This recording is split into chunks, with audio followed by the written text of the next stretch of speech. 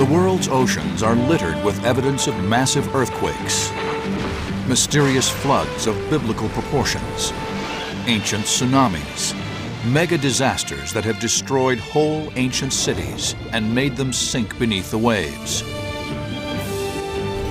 Now, all over the world, scientists are setting out to discover the secrets buried on the sea floor in their search for the lost cities of the deep.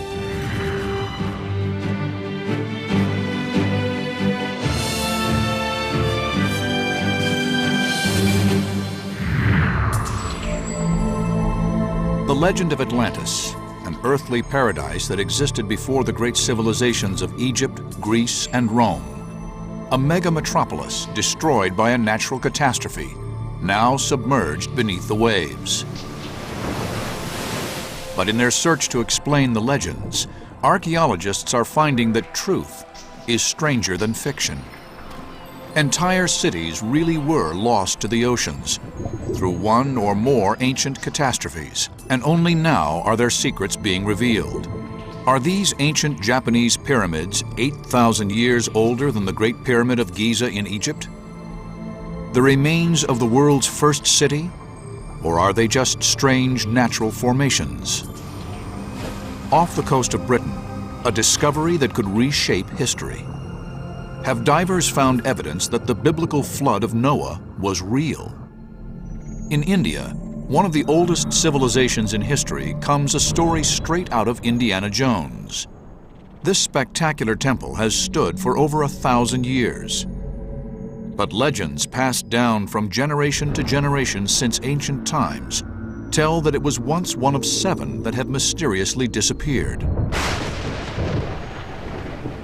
Now, under shark-infested waters, the riddle of what happened to them may be solved. Off the coast of modern-day Israel, researchers are discovering evidence of a miracle invention over 1,000 years ahead of its time. Concrete that sets underwater. One of the first places to look for ancient underwater cities is along the coast, at the sites of ports. And none are more famous in all antiquity than this mega port on Egypt's North African coast. Founded by the most successful general of all time, Alexander the Great, the city still bears his name, Alexandria. At its height, Alexandria was a bustling super city, one of the largest in the known world. It had one of the biggest ports in antiquity, with 200 cargo ships rumored to have passed through its harbor walls daily, twice as many as pass through New York's harbor today. The harbor was guarded by a 400-foot-high lighthouse, the Pharos of Alexandria, one of the 7 wonders of the ancient world. So important was the city that it was crowned the capital of Egypt for 1,000 years, second only to Rome in size and wealth. In its heyday, Alexandria must have been the most fantastic place to visit.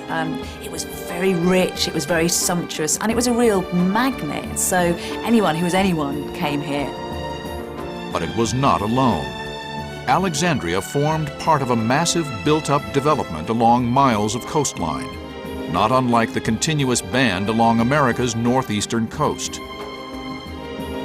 But incredibly, next to nothing remains of this awesome metropolis. Today, the coast is bare. How did it disappear? The answer lies under the Mediterranean Sea. Around 12 centuries ago, a massive earthquake rocked the North African shore. Alexandria, unfortunately, was built in a high seismic area, which suffers from a lot of earthquakes. In fact, between the 4th century AD and AD 1400, there was something like 23 earthquake events historically recorded. In 365 AD, a destructive earthquake accompanied by a huge tidal wave killed over 50,000 Alexandrian citizens, sinking most of the city's famous landmarks to the bottom of the ocean. And it is here that scientists must begin the search for Alexandria. Amazingly, their quest begins as far away from the sea as it is possible to get. Here, geostationary satellites of the type used by the US military are equipped with high-powered scanning photographic technology, capable of seeing what lies beneath the waves. This is a satellite view of the west of the delta of the Nile. You have here Alexandria, and here the Bay of Aboukir. And in color, you have all the sunken land that we have discovered below water. Using geophysical data from their satellite surveys, Frank is able to build up an accurate picture of the ancient topography of Alexandria. Let us zoom now on Alexandria site. On this satellite view of the modern city of Alexandria, you see in yellow all the sunken land and port structure, which are now under the sea. The mapping of Alexandria has revealed new information on the sunken city. Its infrastructure is larger and more substantial than researchers had previously believed. The underwater teams diving in the area are constantly faced with the problem of pinpointing their excavation sites due to poor visibility at the depths they work. We have developed specific tools for positioning, like underwater differential GPS, which has a precision of a centimeter, and it's extremely efficient for contours of land and etc. When you are doing a specific excavation, we put grids like on land, and it's easier, of course. Without this technology, Frank and his team would be unable to mark out underwater grids that are excavated one at a time. It's a meticulous process that takes great patience and care. Using a water dredger, a kind of underwater vacuum cleaner, the archaeologists remove the sediment in search of artifacts on the seabed. The potential for sites underwater is that they have not been looted for centuries like some sites on land. And furthermore, it's a totally empty space. You can go wherever you want. You don't have a road, you don't have new buildings. You are absolutely free to expand your excavation into a direction you want to go. At depths of between 10 and 20 feet, the excavations of 2007 have provided further clues to the port's destruction. Byzantine gold coins dating back to the 7th and 8th century AD are being uncovered. No artifacts of later date have been unearthed, leading the mission to believe that the areas of the port that survived the destruction in the 4th century were finally submerged in the 8th century AD.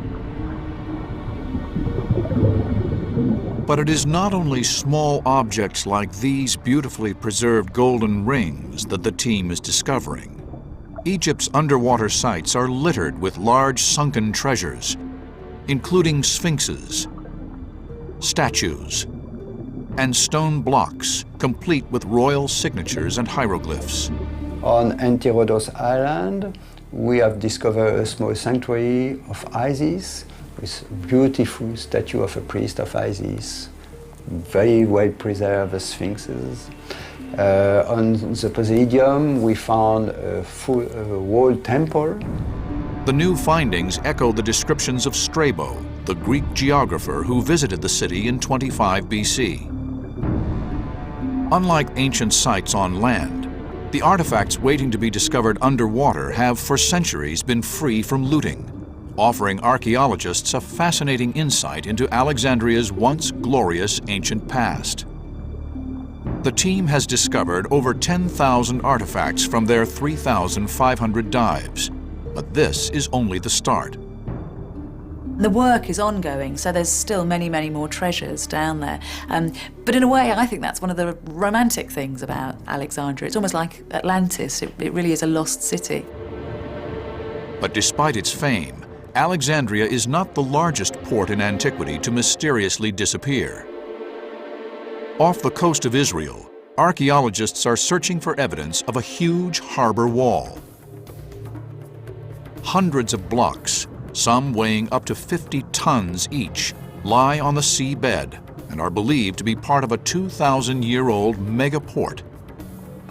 The New York harbor of its day that lies 25 feet beneath the Mediterranean. Can our team of underwater detectives unravel the mystery of the disappearance of the ancient world's largest harbor and unlock its engineering secrets that have been lost for thousands of years? secrets that could revolutionize our understanding of technology in the ancient world.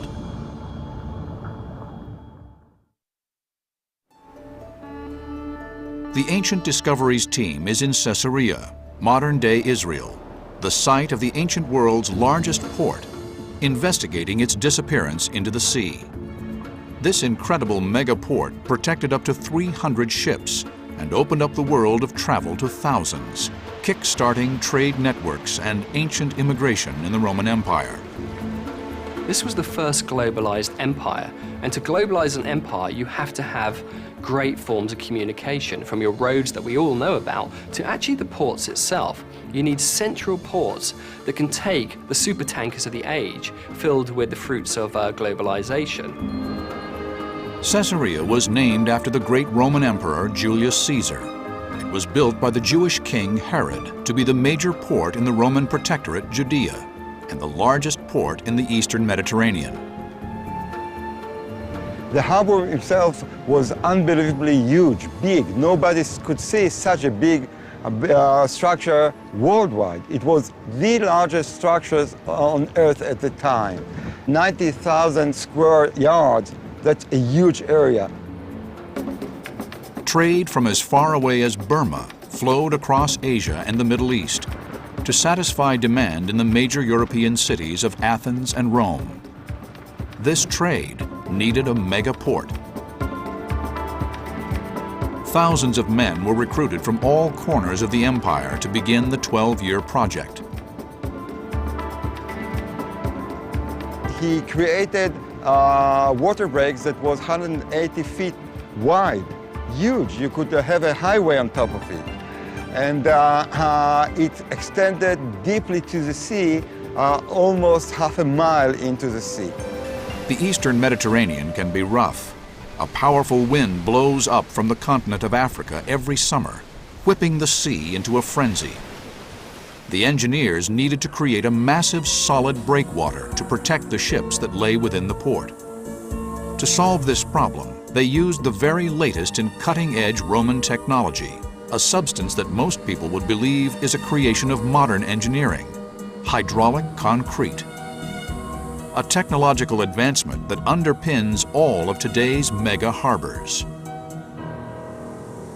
Professor Robert Hohlfelder has been investigating how King Herod's Roman engineers created concrete that incredibly could set underwater. I'm standing today in front of a large kiln at a cement factory where we are attempting, or this company is attempting, to reproduce what nature had done for the Romans thousands of years ago. Perhaps we'll be able to learn something from the ancients by studying the Roman concrete. This modern plant in the UK takes limestone from the nearby quarry, then filters and mixes it with alumina, silica, and water. In a massive industrial rotating kiln that uses extreme pressure and heat, it binds the materials together to create the mortar. The Romans had the same product, but not this facility. They didn't need it. Nature provided them with a volcanic dust, which they call puis puteolanus, a sand, we know it as pozzolana, found in the Bay of Naples. While other ancient civilizations understood how to make mortar, the Romans were the first to create what we understand as concrete today. They added rubble to the mix, or what is also known as aggregate.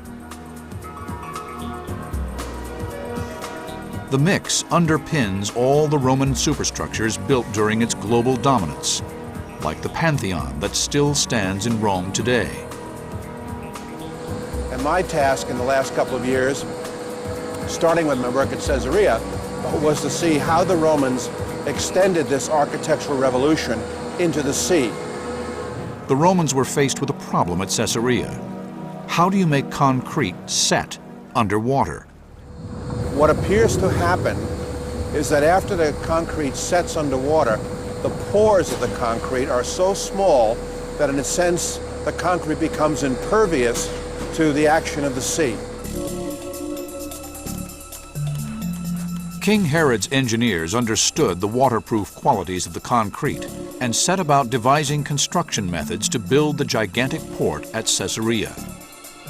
Herod made the world's first artificial port in history ever. And he did that in a very novel way. He didn't take some kind of technology from the land and apply it to the sea. Instead, he used floating chests. They sound quite simple, these 45-foot-long chests, which were really gigantic, with wooden sides. And those were constructed on shore, towed into position, and they make a whole series of those arcing out to create a breakwater. Into these chests was poured the hydraulic concrete. As that set, these wooden chests would descend onto the seabeds and create a beautiful platform for the superstructure of the port. Incredibly, this process is still used today to build modern breakwaters for the world's megaports. But there still remains much mystery surrounding the disappearance of the ancient Caesarea harbor into the Mediterranean. When you're at Caesarea now, you only see a very small harbor, a modern fishing port with some Crusader remains on one side. But the main harbor is completely submerged. And if you swim out over it, it looks like a natural reef. It's only when you look closely at the rocks that you realize actually it's not rock at all. It's concrete under a marine concretion. Dr. Ehud Galili is one of the world's leading underwater archaeologists and has been researching Caesarea for the last 25 years. His main focus has been to search for clues to the mystery of the port's destruction. The magnificent thing is to go down to see the anchors and the stones still standing in situ, very well preserved, to see the towers, to see everything that was left by the Romans. After 2,000 years, we can still touch it and see and feel what they have seen and what they have felt here when they were here. Dr. Ehud Galili and his team are coming to the end of their quest to uncover the secrets of this lost superstructure. They have discovered the harbor remains at depths of around 25 feet and have been searching for the physical clues as to why the blocks are submerged. Over the centuries, a theory has emerged that, like Alexandria in Egypt, an earthquake destroyed the harbor. The team has pieced together the clues and found new evidence that is unlikely. There was a theory that a geological fault caused the subsidence of the west side of the harbor and caused the destruction. Today we are convinced, more or less, that the damage or the subsidence of the harbor was due to the fact that the harbor was built on top of sand and it was the foundation subsided and settled inside the sand. Evidence from the seabed is suggesting that the ancient world's first artificial harbor, built with hydraulic concrete, gradually sank over 100 years before it was lost to the sea. The world's first high-tech megaport simply sank because it was built on sand. But ports are not the only megastructures that underwater detectives are exploring. In India, the hunt is on for the legend of 7 temples, one of the world's most mysterious cities in the shark-infested waters of the Indian Ocean. The Bay of Bengal, 800,000 square miles of shark-ridden waters. Predators lurk, including the notorious man-eating bull shark, waiting on their next meal. It is here that tropical storms with rotating winds blowing at speeds of 80 miles an hour bring cyclones and storm surges to the coast of India. On its southern coast, local myths tell of a lost ancient city submerged beneath the waves. A metropolis littered like the legendary Atlantis with palaces and temples. The myths of Mahabalipuram have been told for thousands of years, but were first set down in writing by William Chambers, a British traveler in the late 18th century. The writings tell of a once flourishing ancient city, known to those who visited as the lands of the 7 pagodas. William Chambers was the first person to pick up all these strands of these stories and point out that actually we can only see one pagoda today. Was it made up? Was this one pagoda so beautiful and stunning that it got extended into this figure 7, which has always had a supernatural religious importance? Or, as he suspected, did the other 6 pagoda temples slide at some point beneath the waves? The myths, still repeated by local fishermen today, speak of 6 temples submerged beneath the waves, with this temple found on the shore the only one of the 7 still visible. There were once 7 temples. 6 of them are now underneath the water. Everyone believes they are lost temples. Ancient texts have revealed to archaeologists that Mahabalipuram was once a flourishing ancient port that reached its apogee in the 8th century under the rule of the Pallava kingdom. This powerful dynasty ruled southern India for 600 years, growing rich through the control of important trade routes linked to the spice trade of the Far East. In the ancient literature, Mahabalipuram is described as a very important port town. Of course, as on date, we do not know where this port was located. Today, Mahabalipuram is a bustling town with a population of nearly 12,000 and contains intriguing clues for archaeologists searching for the lost temples about the town's glorious ancient past as a thriving city. These beautifully preserved ancient structures, known as the 5 Rathas, date back to around the 7th century and were built at the same time as the missing temples. The complex is carved out of a single piece of granite rock, a technique that was used for over 1,000 years by Indian architects and engineers. One of the most impressive structures to adorn the town is one of the world's largest bas-reliefs and also dates back to the time of the missing temples. This magnificent relief, carved in the mid-7th century, measures nearly 100 feet long by 45 feet high and covers an entire hillside. But it is this structure that may hold the key to the whereabouts of the lost temples. Known as the Shore Temple, it is one of the world's greatest ancient treasures and a sacred site that has attracted worshippers for over 1,000 years. Local people believe that this is one of the surviving temples. Remaining temples have been damaged or they have been lying submerged in the sea. If this is one of the mythical 7 pagodas, legends tell that it was once surrounded by a complex of beautiful palaces and spectacular temples, built with all the wealth of ancient India's trading profits. A complex on par with the ancient world's most sacred sites like the Acropolis and the temples of Karnak. So, are the myths a reality? How could something on the scale of the Acropolis have left no trace? There seem to be 2 processes going on here. First of all, there's coastal erosion. We know that the sand is eroding away about 1.5 feet every year. So that means 1,500 years ago, the shoreline actually would have been something like 1,500 feet further out in the sea. The eroding shoreline in the area may be responsible for causing the temples to collapse into the sea. But archaeologists have another theory for their disappearance: a huge wave. The tsunami of 1797 is recorded as having picked up a ship of 200 tons and thrown it 1 kilometer upshore. So vicious was the killer wave. And it seems very likely these were responsible, whether in one episode or multiple episodes, we don't actually know yet, for the destruction of the 7 pagodas. This is not the only tsunami thought to hit the region. The 2004 Indian Ocean earthquake sent huge waves of over 100 feet to the shores of 11 countries, killing over 200,000 people. It also hit Mahabalipuram, wrecking its shoreline.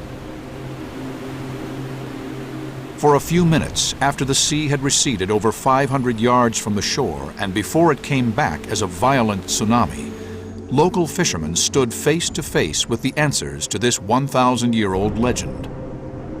A set of mysterious structures once buried beneath the sea. After 30 minutes, go down very far away. again coming water, rolling water, come up. Because I'm a fisherman, we can, I save my things, but my boat, my nets, other village people coming just looking for a temple. Captured here by an eyewitness for the few minutes that they were exposed, this extraordinary photograph reveals the structures as the sea receded. Anandan was on the beachfront as the tsunami wave approached. After I tried to come and water coming and swimming again. The waves coming, the waves no, sea is coming. I tried to climb to the trees, take to my daughter, the elder daughter, and also my wife take to my son. Possible temple, yeah. The 7 temple in the water, under the water. In this eyewitness image, the tsunami wave is seen here moments before it crashes against the shore temple. The shore temple survived the tsunami, hitting it at 100 miles per hour. The impact of the giant wave was taken by a sea defense wall. The question now facing archaeologists is, are these submarine structures a solid clue that an ancient city lies beneath this turbulent sea? Dr. Alok Tripathi is one of India's leading underwater archaeologists and has been searching for the realities behind the myths. Although the seas are rough, Dr. Tripathi has enlisted the help of local fishermen to show the Ancient Discoveries team where he has been excavating. In this area, we have got a number of submerged rocks which are quite high and their tops are visible during the low tide, and found that there are certain human activity on these rocks. This is the second outer ridge. One is very close to the shore temple. They are low-lying and they are not exposed. Located at 100 yards north of the shore temple, the top of the structures can be seen at low tide. It's a difficult site to excavate, as the water is shallow and surges with each breaking wave. The diving there was not technically difficult on the basis that it was deep, but in fact, because it was so shallow in 5 to 10 meters, right at the edge of the Indian Ocean with huge swells coming in, it made it very, very difficult to be stable in the water and to hold on to things. Trevor, an experienced underwater photographer who is trained to dive depths of over 300 feet, has dived the site in search of the missing temples. Most of the structures are badly damaged and scattered in a vast area. What we were looking for initially were the evidence of that it was man-made. Archaeologists are faced with the challenge of proving how these structures in the water relate in shape, size, and date to the temple complexes found just 70 yards from them on the shore. The shore temple, which essentially is a large megalithic structure surrounded by a low-profile wall, that was very much what we were seeing initially on the seabed. We had these blocks in straight lines that correlated very strongly with what we were seeing at the shore temple. What is clear from the underwater results is that there is initial evidence of the presence of the construction of stone masonry, remains of walls and rectangular stone blocks. We were coming across other suggestions that they were man-made, where the blocks were very sharply cut and set into other larger blocks, which was fairly good evidence of a man-made structure. Archaeologists believe that this is evidence of the missing temples, and the findings are related to what is on land. It's very clear these are man-made, and the architecture seems to fit exactly with what we're seeing on land. So was the myth of the Temple of the Seven Pagodas real? Absolutely. Underwater archaeologists are really only just at the beginning of their investigations in mapping out what lies beneath the waves in the search for this legendary city. Off the coast of Britain, divers are investigating a global flood of biblical proportions, one that could rewrite our understanding of history. Have they found archaeological evidence of the biblical flood of Noah?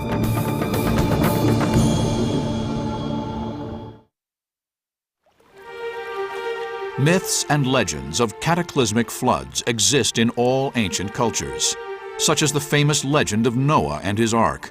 Every civilization tells the story of the great flood that wiped out all but a few survivors. Incredibly, several great floods are generally accepted to have occurred as the result of the last ice age, with most of the glacial melt having finished 8,000 years ago. The ocean filled vast basins in matters of weeks, in catastrophes that are unimaginable in today's world. But did these events spark the flood myths found in all cultures? It doesn't take a lot of great imagination to understand the impact that these melting ice caps would have had on these communities. We have historical texts preserved in Mesopotamia and in Israel, in India, and as far apart as Mexico. It's very positive to say that yes, this was their global flood. Divers off the coast of Britain have discovered intriguing evidence of a town submerged beneath the sea that may hold the secrets of the mythical flood. Right off the south coast of Britain is a narrow 40 feet deep strait between the mainland and the Isle of Wight. The Isle of Wight at the moment is possibly one of the most enticing, fascinating sights in England. The divers drop into water, the temperature of which can drop to 46 degrees. The work here is dangerous. The current in the straits can reach 3.5 miles per hour. A good human swimmer would have to swim with all their strength just to stay still. At the seabed, they reach the site. That black patch is all burnt. This is where the fire was. The base of the fire was here. Dr. Gary Momber is leading the investigation. I discovered this underwater settlement after looking for it about 2.5 years ago and discovering part of a hearth, a fireplace underwater. The strata, the levels are very, very narrow. And, whereas on land you could use a pick to excavate a Roman town, for example, if you use similar methods underwater, you'd go through an entire 1,000-year level. The team has marked out a grid on the sea floor. They carefully analyze each square's contents, looking for evidence of human activity. Just here we might be able to see evidence of more burning. They remove the sediment from the seabed in search of artifacts. Over thousands of millennia, the underwater environment has preserved the clues. Back at the surface, samples are sieved. But what evidence will the mud reveal? What I got here is a little flint tool. It's been deliberately made from a block of flint. They've shaped it and chopped this bit out, and they can use it as chopping implement. It's very fine, very distinctive marks on the side, and it also looks like it's been sharpened. It was found next to this piece of wood, and this piece of wood also has cut marks in it. I suggest it's probably used for food making, and on it, it's got a cut mark straight across the top here. It's been sliced off. Now, that was buried deep in the sediment over 8,000 years ago. And it's just been recovered, and you can still see the cut marks on it. Other samples have produced further evidence of human settlement at the site dating back 8 millennia. But what suggestions are there that the residents here were evacuated during a cataclysmic flood 8,000 years ago? There's a human activity layer under there. Yes. All these mollusks eat their way through it. Ooh, I've been out to smudge your work. We have the old landscape. We have it covered in vegetation and trees. We have the underlying geology, and above that we've got marine sediments, which show exactly when the sea came in and how it did it. And we got the dates for that about 7,950 years ago, I'd say. This site dates to around the Middle Stone Age, the Mesolithic. They were hunter-gatherers who moved across the landscape following the rhythms of the seasons. The evidence found at the site reveals a time before the English Channel existed and when Europe and Britain were joined. But after the melting of the ice caps, which covered most of northern Europe, sea levels started to rise and the settlement was buried beneath the sea. The Isle of Wight site is strong evidence of human settlements being destroyed by ancient floods. But these legends relate stories of whole cities being destroyed.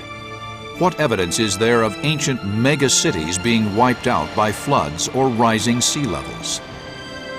Off the coast of Japan, a furious debate is raging. 80 feet below the surface, at a place called Yonaguni, lies a mass of provocative evidence.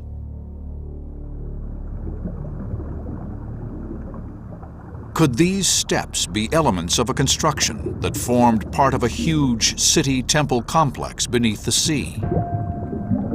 A mega-metropolis that dates back 10,000 years. This would make it the first city man ever built. And if the residents were capable of this miracle, what other lost secrets might lie beneath the waves? In 1985, divers discovered these mysterious formations on the sea floor. The enigma of their origin remains a controversy among scientists and archaeologists. Yonaguni is a freak of nature, or is it a freak of man? It is the monster of the deep. It is the Frankenstein of marine archaeology. It's this monster that up till now, nobody's been able to crack. You would need a Sherlock Holmes and an Agatha Christie to put on diving gear and get down there. It's that complicated. For some scientists investigating the area, these geometric lines suggest that the structures are man-made. It is a complicated stepped pyramid structure, built to provide protection from enemies, it seems. But more incredibly, scientists believe these submarine structures may date back thousands of years, to even before the Great Pyramids of Giza in Egypt that were completed in around 2500 BC. The question archaeologists must now answer: is this evidence of the oldest megastructures in the world ever?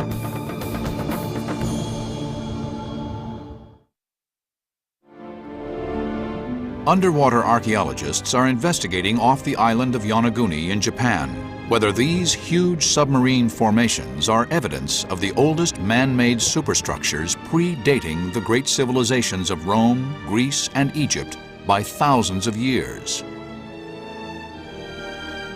Professor Kimura, a marine geologist, has been studying the Yonaguni site for 10 years and believes he has uncovered new information on the date of the structures.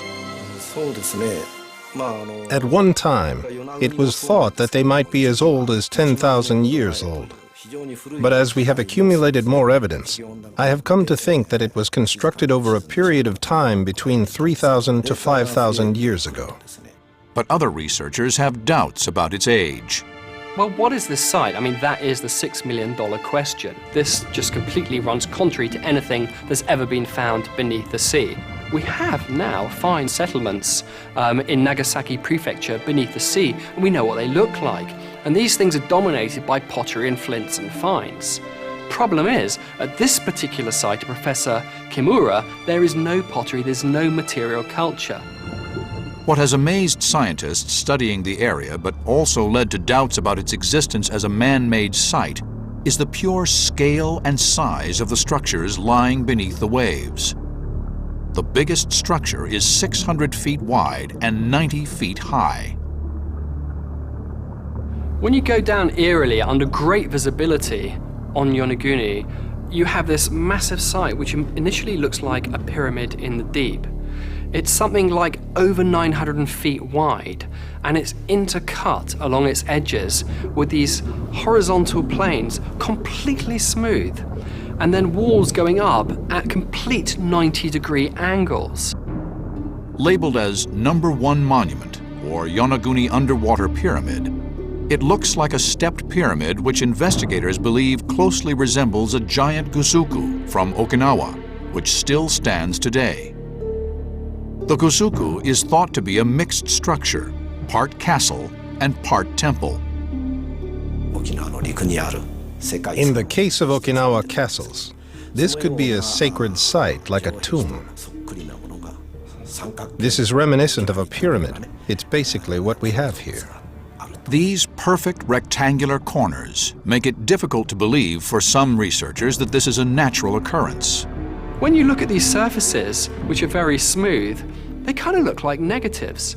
And I wonder whether in the medieval period this site was actually on land, and that what we're looking at here is a medieval quarry, and the stones were taken from here to the castles on Okinawa, and that is what has given this particular site its character. And I think that's something that geologists and archaeologists need to explore.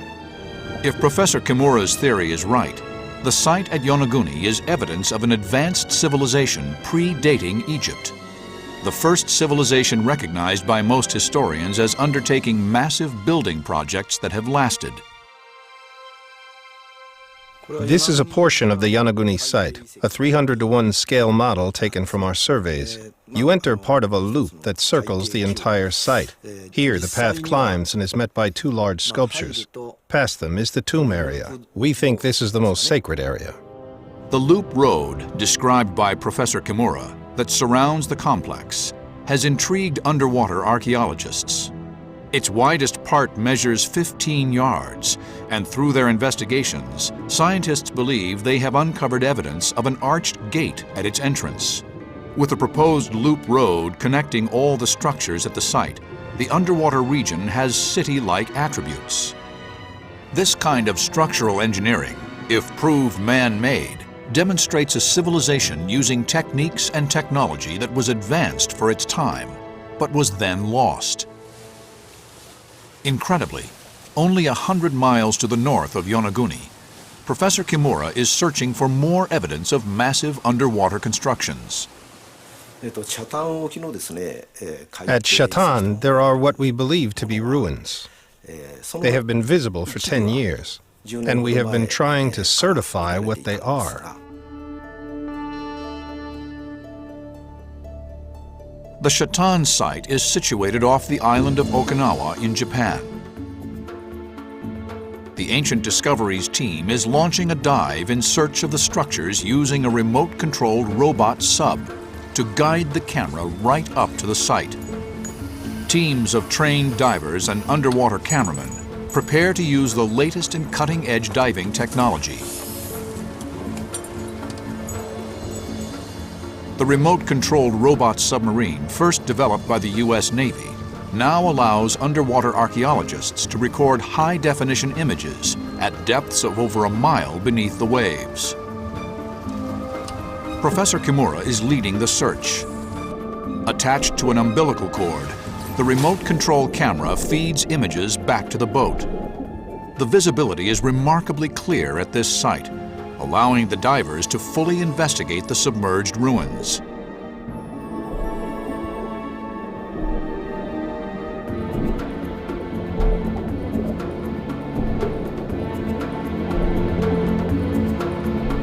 Approaching the site, they find the structures that are believed to be man-made. Underneath the barnacles and coral, the divers investigate the wall-like formations.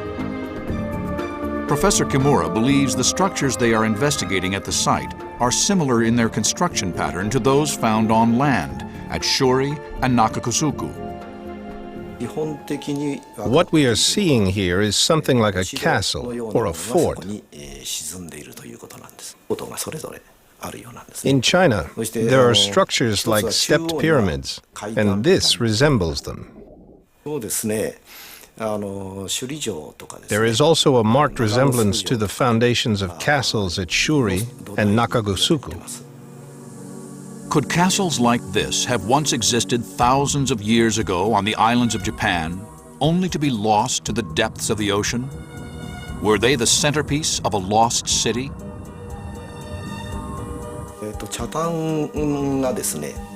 The ruins at Shatan were submerged about 2,000 years ago, at the same time as Pompeii was buried by the eruption of Mount Vesuvius in the Mediterranean. It was the same tectonic plate movement. It's incredible to think that the submarine structures at Shatan may be linked to a global catastrophe that wreaked havoc across the globe. I hope that with this investigation, we are able to assess the effects of tectonics and global warming on the loss of civilizations. In the last 2 decades, archaeologists and scientists have made extraordinary leaps forward in our exploration of the seas. They have unearthed stunning underwater structures, pyramids, statues, streets and settlements that have transformed our understanding of history. Yet this is just the beginning. We think we know everything about the sea, but actually we've only just started to scratch the surface. In fact, we know more about the Moon and the face of Mars than we do on the world's oceans. In what remains of the 21st century, our greatest ancient discoveries will not come on land, but at the bottom of the sea. And with the continuous rise of sea levels through global warming, will our modern-day megacities one day also become submerged beneath the waves?